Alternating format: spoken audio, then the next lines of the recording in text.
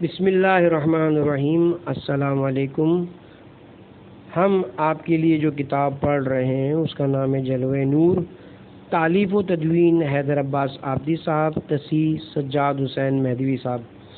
یہ کتاب آپ کی خدمت میں کاشان بصیرت آڈیو بک سیکشن کی جانب سے پیش کی جا رہی ہے۔ اب آپ کتاب کا پارٹ نمبر 13 پڑھیں گے۔ حضرت امام حسن عسکری علیہ السلام۔ آپ کا اسم مبارک حسن، کنیت ابو محمد اور مشہور لقب عسکری ہے۔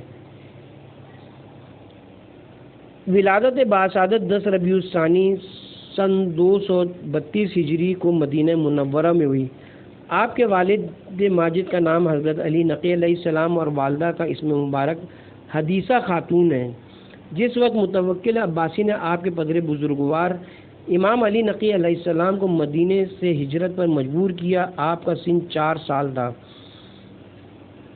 آپ بھی اپنے والد کے ساتھ سامرا تشریف لے آئے۔ پھر اس کے بعد آل محمد کو مراجعت کا موقع نہ مل سکا۔ امام حسن عسکری علیہ السلام نے کمسنی سے ان آفات و مصائب کا تجزیہ کیا جو حکومت کی طرف سے خاندان رسالت کو پیش آتے رہے، اور پھر آپ کی اپنی زندگی مسلسل ابتلاؤں پر آزمائش سے دوچار رہی، جسے آپ نے اپنے لیے حصول سعادت و کرامت جان کر قبول فرمایا۔ وہ لوگ جنہیں پروردگار عالم نے انسانوں کی ہدایت کے لیے منتخب فرمایا ہے، ان کی زندگی کا ہر لمحہ پیروی کا نمونہ ہوتا ہے۔ امام حسن عسکری علیہ السلام کے بچپن کا واقعہ ہے کہ ایک دن آپ ایسی جگہ کھڑے تھے جہاں کچھ بچے کھیل کود میں مصروف تھے۔ اتفاقاً ادھر سے بیلو دانہ گزرے۔ انہوں نے دیکھا کہ سب بچے کھیل کود میں مصروف ہیں اور آپ تنہا کھڑے گریہ فرما رہے ہیں۔ اس نے امام کی خدمت میں عرض کیا کہ شاید آپ اس چیز کے لیے رو رہے ہیں جس سے دوسرے بچے کھیل رہے ہیں۔ اگر ایسا ہے تو میں ایسی ہی چیز آپ کو خرید کر لے دوں۔ آپ نے فرمایا کہ ہم کھیلنے کے لیے نہیں پیدا ہوئے بلکہ ہم علم و عبادت کے لیے خلق ہوئے ہیں۔ بیلول نے پوچھا کہ یہ آپ نے کیسے جانا؟ اس پر آپ نے فرمایا کیا تم نے نہیں پڑھا کہ خدا فرماتا ہے کیا تم یہ سمجھتے ہو کہ ہم نے تم کو عبث پیدا کیا ہے اور کیا تم ہماری طرف پلٹ کر نہ آؤ گے؟ اپنے والد کی شہادت کے بعد منصب ہدایت کی براہ راست ذمہ داری آپ سے متعلق ہو گئی اور اب حکومت کی مخالفت کا مرکز بھی آپ ہی کی ذات ٹھہری۔ حکومت نہیں چاہتی تھی کہ لوگوں کی آمد و رفت آپ کے پاس رہے، چنانچہ آپ کو نظر بندی کی مصیبت سے دوچار ہونا پڑا، مگر اس کے باوجود آپ کی علمی اور تبلیغی کوششیں جاری رہیں۔ آپ کے علمی کارناموں میں ایک کارنامہ تفسیر قرآن مجید ہے جو تفسیر امام حسن عسکری علیہ السلام کے نام سے مشہور ہے۔ اس کے متعلق کہا جاتا ہے کہ یہ آپ کے وہ بیانات و ارشادات ہیں جو درس کے طور پر فرمائے گئے اور آپ کے 2 شاگردوں نے آپ کے بعد انہیں ایک تفسیر کی صورت میں جمع کر دیا۔ اس تفسیر کا امام سے انتساب تشنہ تحقیق ہے۔ آپ کا کہنا ہے کہ ہم وہ ہیں جنہیں خدا نے صاحب قلم قرار دیا۔ قلم کی عظمت اور اس کی اثر آفرینی سے کون انکار کر سکتا ہے؟ دنیا کا تمام تہذیبی ارتقاء قلم کی کوشش سے مربوط ہے۔ صاحب قلم وہی لوگ ہیں جو انسانیت کی فلاح کے ضامن اور تہذیب پہ اسلامی کے داعی ہیں۔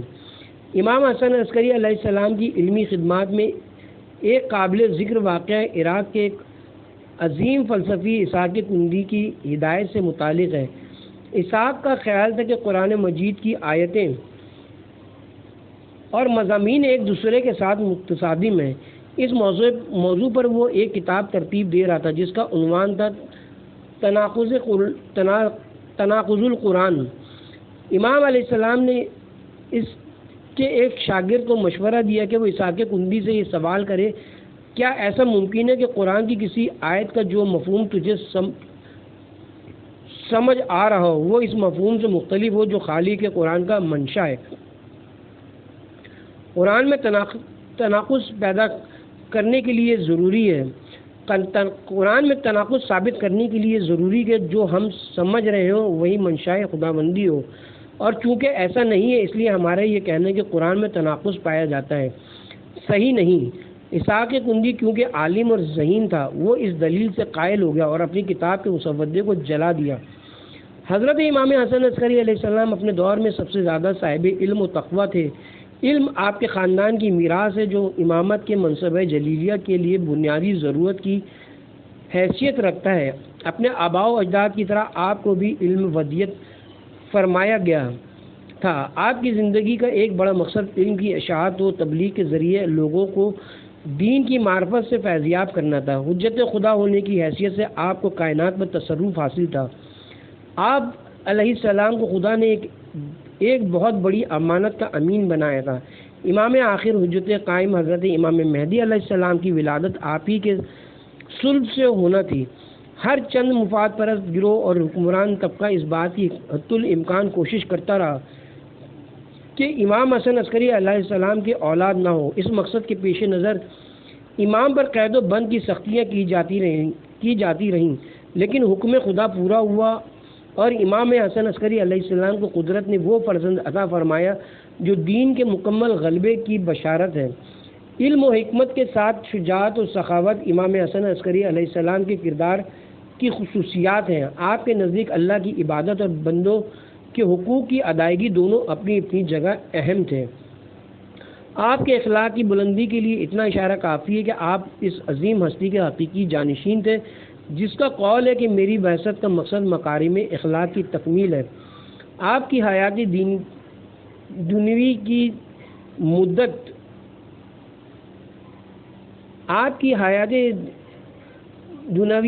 مدت صرف 28 سال ہے۔ حضرت امام حسن عسکری علیہ السلام کو عباسی خلیفہ معتمد نے زہر دلوایا۔ تاریخ شہادت 8 ربیع الاول سن 260 ہجری ہے۔ احادیث حضرت امام حسن عسکری علیہ السلام۔ امام حسن عسکری علیہ السلام کی وصیت: اہل بیت سے محبت کا سبھی دم بھرتے ہیں، لیکن شیعان اہل بیت کو محبوں میں منفرد مقام حاصل ہے۔ محب اور شیعہ میں بنیادی فرق یہ ہے کہ محب صرف محبت کرتا ہے جبکہ شیعہ محبت کے ساتھ پیروی بھی کرتا ہے۔ لہذا ہر شیعہ کی ذمہ داری ہے کہ اہل بیت علیہم السلام کی سیرت اور اقوال پر عمل کرے تاکہ ایک منفرد مقام اور ممتاز حیثیت کا مالک اور اہل بیت علیہم السلام کے لیے فخر کا باعث بنے۔ امام حسن عسکری علیہ السلام شیعوں سے فرماتے ہیں، حدیث نمبر 1، میں تمہیں اللہ سے ڈرنے اور اپنے دین میں پرہیزگاری اختیار کرنے اور اللہ کی خاطر کوشش کرنے اور سچ بولنے اور جو بھی تمہیں امین بنائے اس کو امانت واپس کر دینے، خواہ وہ نیک ہو یا برا، اور طویل سجدے کرنے اور اچھی ہمسائیگی کی وصیت کرتا ہوں۔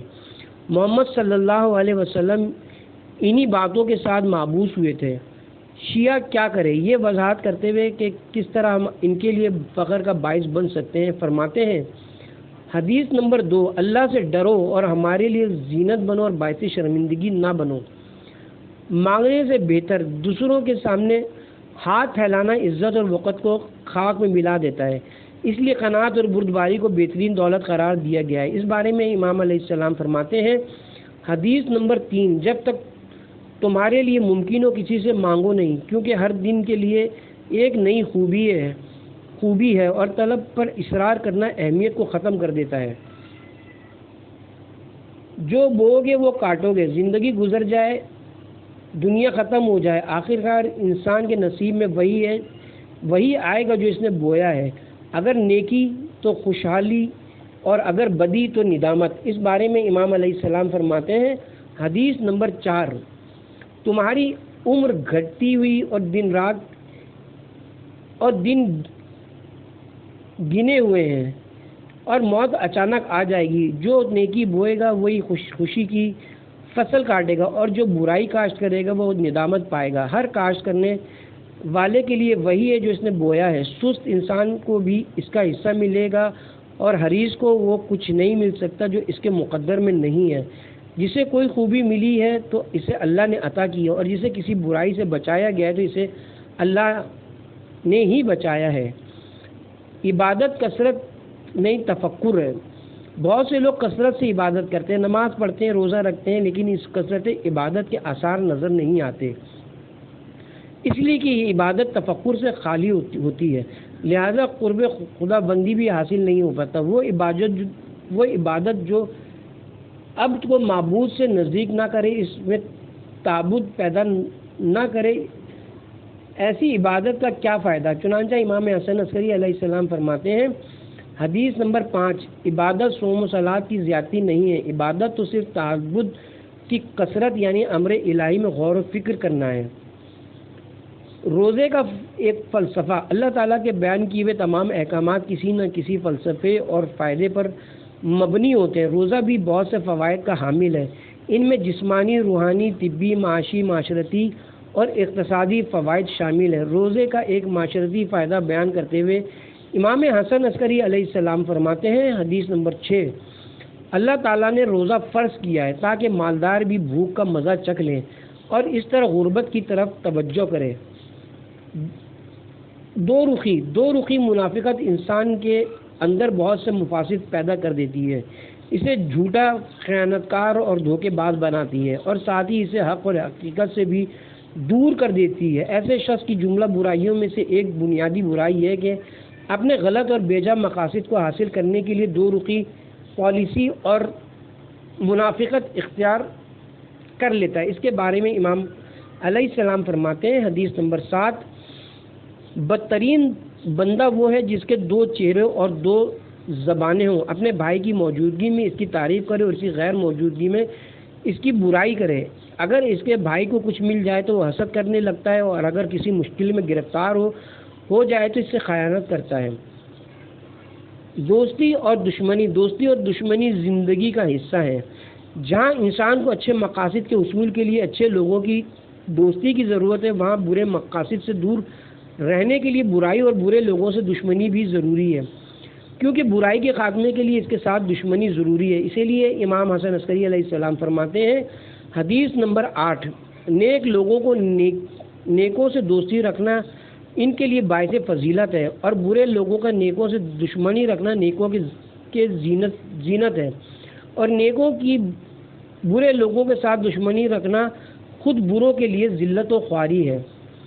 قضائے الہی، اکثر دیکھا گیا ہے کہ بہت لوگ ذرا سی مصیبت پڑنے پر بہت زیادہ نال و فریاد کرتے ہیں، یہ اس بات کی علامت ہے کہ وہ فلسفہ موت و حیات سے آگاہ نہیں ہے اور قضائے الہی کی حقیقت کو نہیں سمجھتے۔ امام علیہ السلام اس بارے میں بہت خوبصورت، جامع لیکن مختصر جملہ ارشاد فرماتے ہیں، حدیث نمبر 9، جب قضائے الہی حتمی ہے تو نالہ و فریاد کس لیے؟ مومن دوسرے مومن کے لیے خیر و برکت کا باعث ہے، اس لیے کہ اس کے لیے راہ کشا اور مشکل کشا ہے، جبکہ کافر کے لیے حجت ہے۔ کافر مومن کی زندگی دیکھ کر اپنی زندگی کا جائزہ لے اور عبرت حاصل کرے۔ حدیث نمبر 10، مومن دوسرے مومن کے لیے بابرکت اور کافر پر حجت ہے۔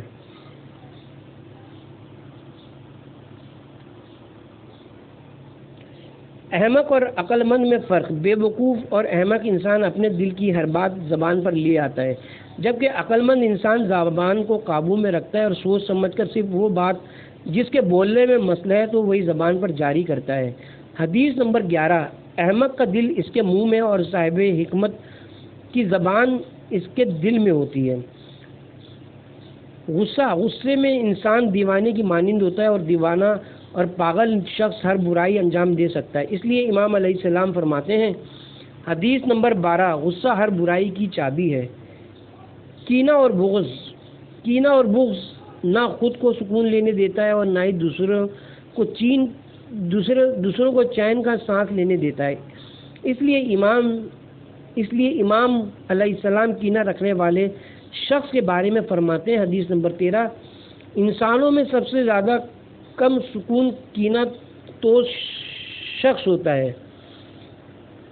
بہترین افراد، انسان کی زندگی کا مقصد قرب پروردگار ہے اور یہی اس کی کامیابی کا راز ہے۔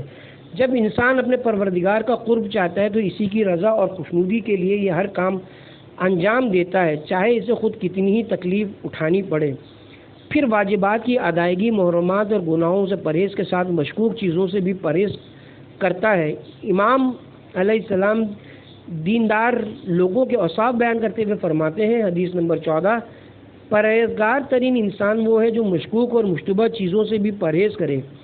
عبادت گزار ترین شخص وہ ہے جو واجبات و فرائض کو انجام دے اور زاہد ترین انسان وہ ہے جو حرام کو چھوڑ دے، سب سے زیادہ کوشش کرنے والا انسان وہ ہے جو گناہوں کو ترک کر دے۔ رزق کی فکر، کسب رزق حلال عین عبادت ہے اور اس کے لیے کوشش اور جدوجہد کرنا واجبات میں سے ہے، لیکن اس کی ایک حد ہے، کیونکہ جتنا رزق انسان کی تقدیر میں لکھ دیا گیا ہے، انسان جتنی بھی کوشش کرے اس سے زیادہ نہیں مل سکتا۔ چنانچہ ارشاد ہوتا ہے حدیث نمبر 15، جس رزق کی ضمانت دی جا چکی ہے وہ تم میں فرائض پر عمل کرنے سے نہ روک دے۔ حد سے زیادہ طہارت، اکثر دیکھا گیا ہے کہ لوگ طہارت کے معاملے میں بہت ہی زیادہ احتیاط کرتے ہیں اور یہی احتیاط آہستہ آہستہ ان کا وسواس بن جاتی ہے۔ ایسی صورت میں وہ ایک نیک کام کرتے ہوئے حرام کام میں مبتلا ہو جاتے ہیں۔ بار بار غسل کرنا، وضو کرنا پانی اور وقت کا ضیاع ہے جو اسراف میں شامل ہے، اور اسراف حرام ہے۔ ایک حرام کے ساتھ ہمارا نیک عمل کیسے قبول ہو سکتا ہے؟ اسی لیے امام علیہ السلام فرماتے ہیں حدیث نمبر 16، جس نے طہارت، وضو، غسل وغیرہ کرنے میں زیادہ پانی صرف کیا گویا اس نے طہارت کو توڑ دیا۔ حقوق کی ادائیگی، دوسروں کے حقوق ادا کرنا جہاں عمر اور رزق میں اضافہ، پاکیزگی عمل اور گناہوں کی بخشش کا باعث ہے، وہاں اس کا اہم ترین اثر یہ بھی ہے کہ جب انسان دوسروں کا خیال رکھتا ہے، ان کے حقوق ادا کرتا ہے، تو اس کا یہ عمل اسے محبوب اور ہر دل عزیز بنا دیتا ہے۔ اس کے بالکل برعکس اگر کوئی حقوق کی ادائیگی نہ کرے تو وہ کتنا ہی صاحب عزت کیوں نہ ہو، لوگوں کی نظروں سے گر جاتا ہے۔ حدیث نمبر 17، جس صاحب عزت نے حق کو ترک کیا وہ ذلیل ہوا، اور جس ذلیل انسان نے حق کو حاصل کیا وہ عزیز ہوا۔ دو بہترین صفات، خدا کی عبادت اور بندوں کی خدمت، دو ایسی صفات ہیں جو ایک دوسرے کے ساتھ لازم و ملزوم ہیں، کیونکہ خدا پر ایمان کا تقاضا یہ ہے کہ اس کے بندوں سے محبت کی جائے اور ان کی خدمت کی جائے۔ اس لیے امام علیہ السلام دو بہترین صفات کو بیان کرتے ہوئے فرماتے ہیں حدیث نمبر 18، دو خصلتیں ایسی ہیں جن سے بڑھ کر کوئی چیز نہیں، اللہ پر ایمان اور بھائیوں کو فائدہ پہنچانا۔ گستاخ اولاد، ایک اور بد صفات کی بنیاد بچپن ہی میں پڑ جاتی ہے۔ نیک اور بد صفات کی بنیاد بچپن ہی میں پڑ جاتی ہے، اس لیے کمسینی میں اچھی تربیت کی بہت زیادہ تاکید کی گئی ہے۔ اگر بچپنے میں بری صفات جڑ پکڑ جائیں تو جوانی میں تناور درخت بن جاتی ہیں، اور اس کا سب سے بڑا نقصان والدین کو پہنچتا ہے۔ درج ذیل حدیث ان والدین کے لیے جن کی اولاد کمسینی کی منازل طے کر رہی ہیں ایک لمحہ فکریہ ہے۔ حدیث نمبر 19، بچپن میں باپ کے مقابلے میں بیٹی کی جسارت بڑی عمر میں اسے نافرمانی تک پہنچا دیتی ہے۔ جہالت کا نقصان، جاہل شخص اپنی کم علمی کی وجہ سے خود بھی نقصان اٹھاتا ہے اور اپنے دوستوں کو بھی زحمت میں ڈال دیتا ہے۔ اکثر اوقات اس کی وجہ سے دوسروں کو شرمندگی اٹھانا پڑتی ہے، اسی لیے جاہل سے دور رہنے کی ہدایت کی گئی ہے۔ حدیث نمبر 20، جاہل انسان کا دوست رنج و زحمت میں ہوتا ہے۔ پوشیدہ نصیحت، خیر خواہ ہمیشہ تنہائی میں نصیحت کرنے کو ترجیح دیتا ہے، اس لیے کہ اس کا مقصد اپنی بڑائی جتانا نہیں بلکہ دوسرے کی اصلاح کرنا ہے، اور اصلاح کے لیے ضروری ہے کہ اس کے عیب کو صرف اسی سے بیان کیا جائے جس طرح اس کی عزت اور شخصیت بھی محفوظ رہتی ہے اور نصیحت کا اثر بھی ہوتا ہے۔ اسی لیے امام علیہ السلام فرماتے ہیں حدیث نمبر 21، جس نے کسی کو تنہائی میں نصیحت کی اس نے اسے سنوار دیا، اور جس نے علی الاعلان کسی کو نصیحت کی اس نے اسے رسوا کر دیا۔ مومن کے لیے قبیح، نیکی انسان کے لیے زینت ہے اور اس کی عزت و احترام کو بڑھاتی ہے، جبکہ گناہ اس کے لیے ذلت اور رسوائی کا باعث ہے، اس لیے وہ کبھی بھی ایسا عمل انجام نہیں دے گا جو ذلت و رسوائی کا سبب بنے۔ اسی لیے امام حسن عسکری علیہ السلام فرماتے ہیں حدیث نمبر 22، مومن کے لیے کس قدر قبیح ہے کہ وہ ایسی چیز سے دل لگائے جو اسے ذلیل و رسوا کر دے۔ ادب بے ادب سے، لقمان حکیم سے کسی نے سوال کیا کہ ادب کس سے سیکھا؟ جواب دیا بے ادبوں سے۔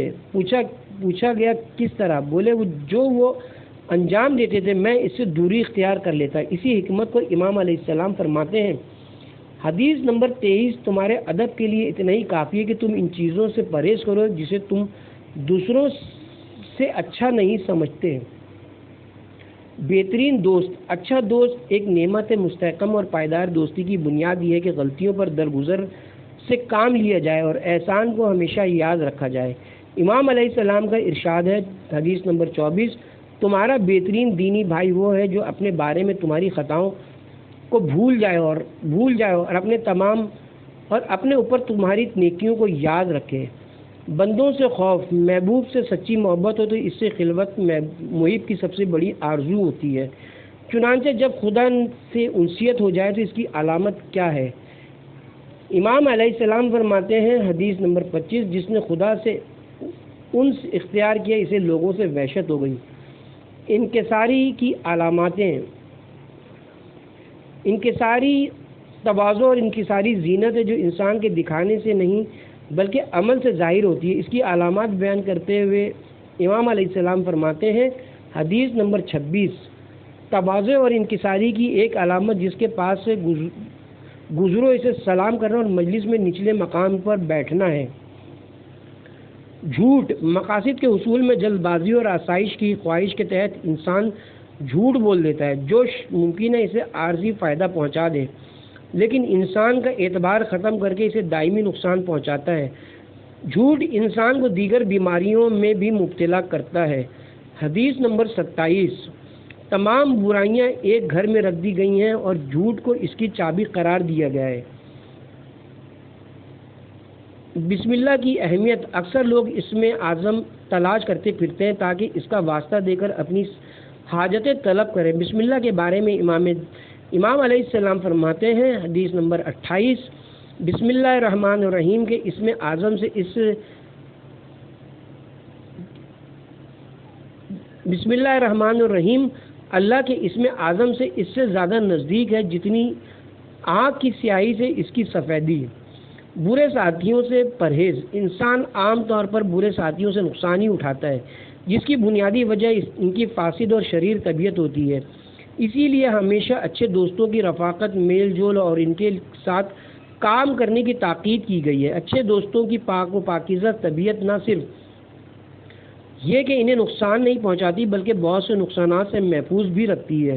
اس لیے امام علیہ السلام فرماتے ہیں، حدیث نمبر 29، ایسے سے مل جانا جس سے تمہیں خیر کی امید ہو، بہتر ہے اس انسان کے ساتھ جس کے شر سے محفوظ نہیں ہو۔ غصہ سکون کی بربادی، نادان انسان ہمیشہ غصے کو اپنے سر پر سوار رکھتا ہے جس سے اس کا سکون مٹ جاتا ہے، جبکہ بردبار انسان غصے پر قابو پانے کی کوشش کرتا ہے اور صبر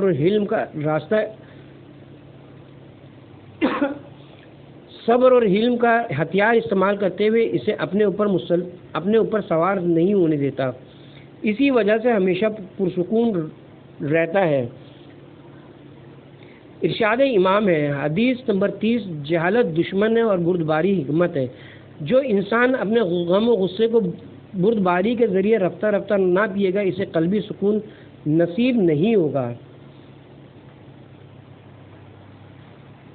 اچھے اور برے انسان میں فرق، ایک نیک تینیت اور بد تینیت انسان میں فرق یہ ہے کہ کریم اور نیک تینیت شخص کسی کے احسان کو فراموش نہیں کرتا اور اپنے ساتھ کی جانے والی نیکی کا جواب محبت سے دیتا ہے، لیکن پس فطرت اور بدتینت انسان احسان فراموش ہوتا ہے اور احسان کا غلط مطلب لیتا ہے۔ اسی لیے امام علیہ السلام فرماتے ہیں، حدیث نمبر 31، کریم انسان کی خدمت تمہیں اس کے نزدیک محبوب بنا دے گی اور پست فطرت انسان کی خدمت تمہیں اس کے نزدیک پست کر دے گی۔ شاکر اور عارف، عام طور پر نعمت کے چھن جانے کے بعد اس کی قدر و قیمت کا اندازہ ہوتا ہے، لیکن بہت سے شاکر بندے ایسے ہیں جو نعمت کی موجودگی ہی میں اس کی اہمیت سمجھ لیتے ہیں اور ان کا یہ عرفان انہیں شکر نعمت پر مجبور کر دیتا ہے۔ چنانچہ امام علیہ السلام فرماتے ہیں، حدیث نمبر 32، شکر کرنے والے کے علاوہ کوئی نعمت کی معرفت حاصل نہیں کر سکتا اور معرفت رکھنے والے کے سوا کوئی نعمت کا شکر ادا نہیں کر سکتا۔ چاپلوسی ندامت کا سبب، کسی کی چاپلوسی اور بے جا تعریف ندامت کا باعث ہوتی ہے، اس لیے کہ کسی کے اندر موجود صفات جلد یہ بدیر سامنے آ ہی جاتی ہیں، اور جب حقیقت سامنے آ گئی تو اس کے برخلاف بیان کرنے والا بدنام بھی ہوگا۔ اسی لیے امام علیہ السلام فرماتے ہیں، حدیث نمبر 33، جس نے غیر مستحق کی تعریف کی وہ مقام میں تہمت پر آ گیا۔ راز و نیاز، محبوب کے ساتھ خلوت اور جلوت میں راز و نیاز ہر سچے عاشق کی دیرینہ خواہش ہوتی ہے۔ اگر کوئی عابد و عارف اپنے معبود حقیقی کے عشق کا دعویٰ کرے تو یہ دعویٰ نصف شب میں پروردگار سے راز و نیاز کے بغیر سچا نہیں ہو سکتا۔ یہ کیسے ہو سکتا کہ عشق بھی کرے اور نیند کے مزے بھی لے؟ حدیث نمبر 34، اللہ تعالیٰ تک پہنچنا ایک ایسا سفر ہے جو شب بیداری کے بغیر ممکن نہیں۔ بے جا ہنسی مذاق، ہنسی مذاق انسان کی طبیعت میں شامل ہے، لیکن اس کا ایک وقت اور ایک حد ہے۔ بے جا مذاق اور بلا وجہ ہنسنا جہالت اور نادانی کی علامت ہے۔ حدیث نمبر 35، بے جا ہنسی جہالت ہے، محبت کا مستحق، دوسروں کا دکھ درد بانٹنا اور ان کے مسائل حل کرنا لوگوں کے ساتھ محبت کی علامت ہے۔ ایسا ہی شخص جوابی محبت کا بھی حقدار ہے۔ اسی لیے امام علیہ السلام فرماتے ہیں، حدیث نمبر 36، جس سے لوگوں کو اچھی امید ہو وہ محبت کا زیادہ سزاوار ہے۔ اچھا پڑوسی مل جانا انسان کی سعادت اور خوش بختی ہے، جو اس کے دکھ درد میں شریک ہو، اس کی خامیوں کو چھپائے اور اچھائیوں کو بیان کرے۔ لیکن اگر پڑوسی اس کے برعکس ہو تو امام حسن عسکری علیہ السلام اس حقیقت کو اس طرح بیان فرماتے ہیں، حدیث نمبر 37، ایسا ہمسایہ جو تمہاری نیکی کو دیکھے تو چھپا لے اور تمہاری برائی کو دیکھے تو اسے فاش کر دے، کمر توڑ دینے والی مصیبت ہے۔ عزت و احترام کا خاتمہ، بے جا بحث و مباحثہ انسان کی شخصیت کو ختم کر دیتا ہے اور اس کی عزت میں کمی آ جاتی ہے۔ اسی طرح حد سے زیادہ ہنسی مذاق اور دوسروں کا مذاق اڑانا اس کے احترام کو ختم کر کے اس بات کا موقع فراہم کرتا ہے کہ اس کا بھی مذاق اڑایا جائے۔ حدیث نمبر 38، بحث نہ کرو کہ تمہارا احترام ختم ہو جائے گا، اور نہ مزاح کرو کہ دوسرے تم پر گستاخ ہو جائیں گے۔ انکساری اور تواضع سے انسان کی عزت و احترام میں اضافہ ہوتا ہے۔ اس کے علاوہ جو شخص حقیقتاً انکساری سے کام لے، اس کے بارے میں امام حسن عسکری علیہ السلام فرماتے ہیں، حدیث نمبر 39، جو مجلس میں اپنے مقام سے کمتر پر راضی ہو جائے، اللہ تعالیٰ اور فرشتے اس پر درود بھیجتے رہتے ہیں جب تک وہ وہاں سے اٹھ نہ جائے۔ مقدر پر راضی، رزق حلال کے حصول کی کوشش کرنا اور مقدرات پر راضی رہنا ایک الہی انسان کی اہم صفات ہیں۔ یہ صفات جہاں اسے بیکار اور عبث کوششوں سے بچاتی ہیں، وہاں اسے مطمئن اور پرسکون بھی رکھتی ہیں، جبکہ حرص و ہوس فضول کی محنت اور مشقت پر مجبور کرنے کے ساتھ سکون کو بھی چھین لیتی ہیں۔ اسی لیے امام علیہ السلام فرماتے ہیں، حدیث نمبر 40، حتمی تقدیر کو جھگڑے سے دور نہیں کیا جا سکتا، اور جو روزی لکھ دی گئی ہے اسے لالچ اور مطالبے سے حاصل نہیں کیا جا سکتا۔ تقدیر کے مقابلے میں سر تسلیم خم کر دو اور جان لو کہ تم لالچ سے سوائے اس کے کہ کچھ حاصل نہیں کر سکتے جو تمہارے لیے لکھ دیا گیا ہے۔